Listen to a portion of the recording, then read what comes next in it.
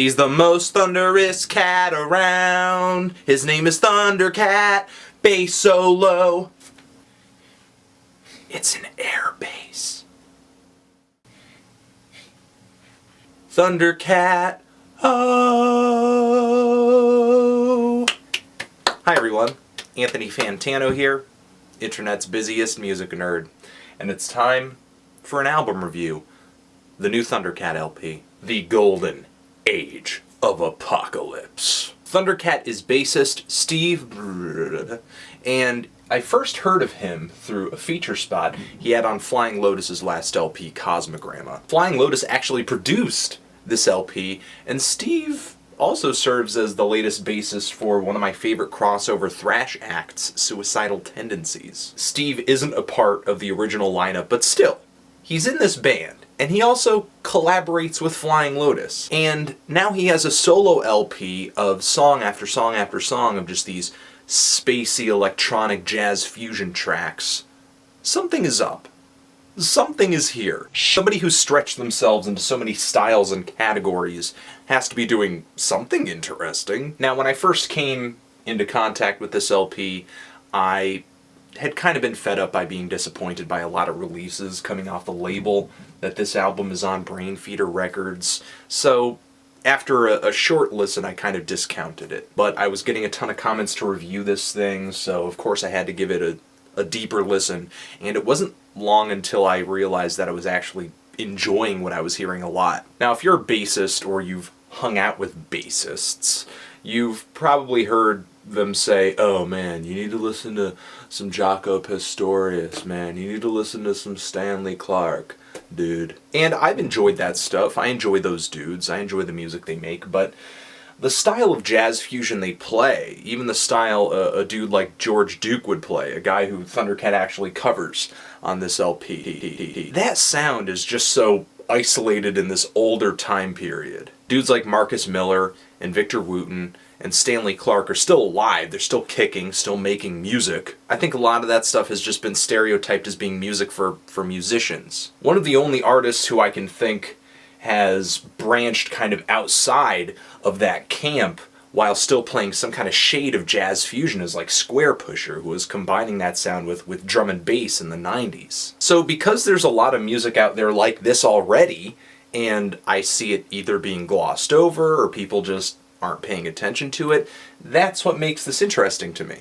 This LP, people are hyping it, people are freaking out about it, people are loving it, and people are asking me to review it. And I'm not saying it shouldn't be enjoyed. I'd actually like to argue that this sticks out for good reason. On this LP, Thundercat embraces an older, smoother style of jazz fusion, but executes it in a way that could have only been done in 2011, in a way that only could have been done with Flying Lotus producing this thing. This LP makes this style like really fun and vibrant and alive again. It's like hopping into a spaceship and rocketing through a jazz fusion galaxy loaded with stellar bass solos and fantastic grooves. And some of the bass lines on here are just so nimble and dynamic. They're like doing backflips all over the place, like on the song Fleer Ultra, one of my favorite tracks on here. I mean, the bass line on that is just dizzying. That track is more of a fast, straightforward, lean, more orchestrated instrumental. And then there are songs on here where Thundercat is actually singing in this very light falsetto. I'm not totally into it. I don't think it's the strongest vocal on the planet. But when he does sing, it's usually this winding, jazzy melody that is so great that I just fall in love with what the vocals are doing anyway. That's tracks like Is It Love and For Love I Come. Those are more like poppy, catchy, accessible moments where the vocals are really kind of leading the way. And then again, there are songs on here where they really kind of feel like jams, like there's a lot of improvising going on. Tracks 6 to 8 are kind of like that.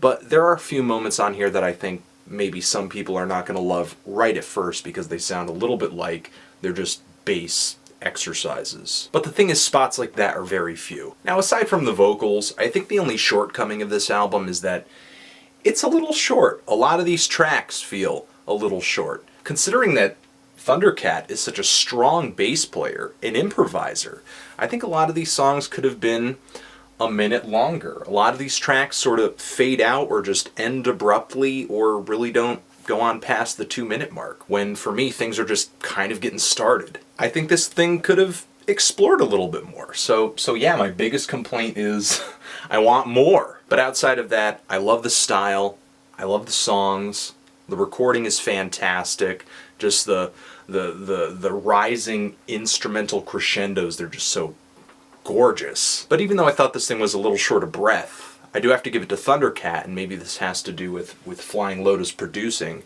that he's taken this style where, you know, it might not be uncommon to put out a 14-minute live track or something like that, but he sort of pared it down to 2 minutes, 3 minutes, 4 minutes, and even though I wish it was longer, it doesn't sound bad. This thing was a really fun listen. It's an enjoyable album. I'm feeling a strong 7 to a light 8 on this. I liked it a lot. Didn't underwhelm me at all. I find this guy's playing really interesting. If you consider yourself a jazz fan, a fan of strong musicianship, then you gotta check this out at least once. Thundercat, the golden age of apocalypse. What do you think of this LP? Love it, hate it? Let me know. Anthony Fantano, Thundercat, forever.